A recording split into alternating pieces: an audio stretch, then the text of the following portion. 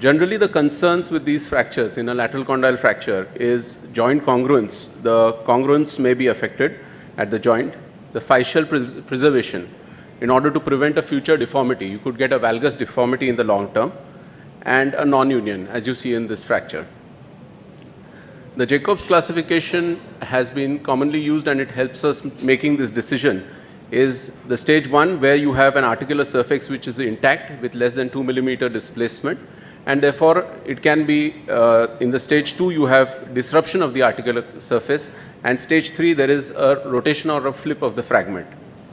So the practical implication of this is the one which is supposed to have an articular surface which is intact is stable, while the one where the articular surface is affected has a potential for displacement. So the dilemma for decision making of fixation usually occurs in the stage 1 or stage 2, whether you need to fix the fracture which is less than 2 millimeters displaced. Finn Bogason in his 1995 paper has looked at this more deeply, where he says that a type A, where the articular hinge is still, cartilage hinge is still intact, is less likely to displace. It does not displace. He says there is a late displacement in one where the lateral part is displaced further, while the medial part is less displaced, where it has gone through the articular surface, and the late displacement is more common. That is 42% of them displace when the medial as well as the lateral displacement of on the fracture fragment is the same. Song has further made a more elaborate classification where the stage 1, 2 and 3 there is no displacement, but in the stage 3 there is a continuation of the fracture into the articular surface.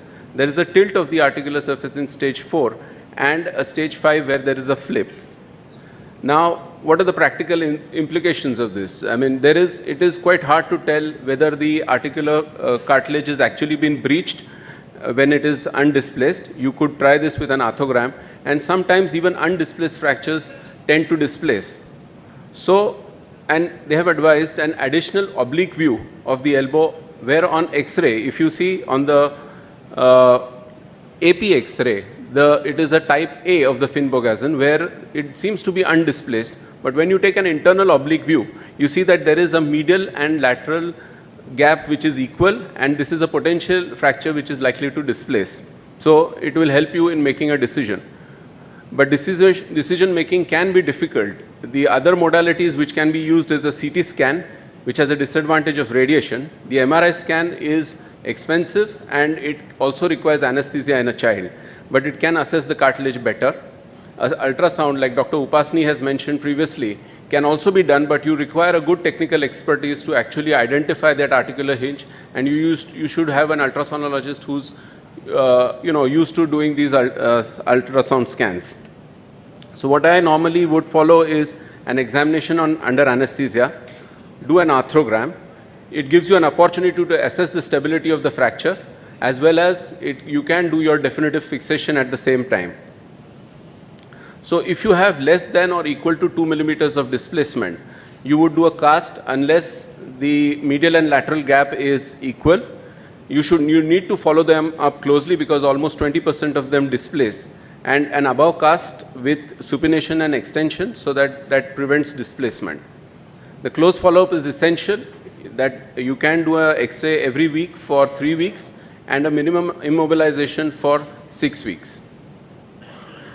Close reduction and percutaneous fixation has also been described for fractures which are displaced slightly more than 2 millimeters, like the Song 2, 3, 4 or the Jacob 2 types, and in minimally displaced fractures or undisplaced fractures where you are unlikely to get compliance from the patient. So in this case, you could do an arthrogram to make sure that the articular surface is intact. An open reduction is the standard of care when you have a large displacement or there's a rotationally unstable fragment which has flipped over, and it can be done through a lateral approach. Points to remember during fixation are: make sure that you do not use the metaphysis to assess the reduction, and you visualize the reduction anteriorly. Stay anterior to prevent jeopardizing the blood supply which comes from posterior, and do not varus the elbow, which is likely to displace the fracture. So in summary, non-operative treatment in type 1, watch all fractures closely especially with oblique X-rays. Surgical management in 2 and 3 types, where you make sure you restore the articular surface, and finally, in any form of management, stabilize the fractures till they are radiographically healed. Thank you.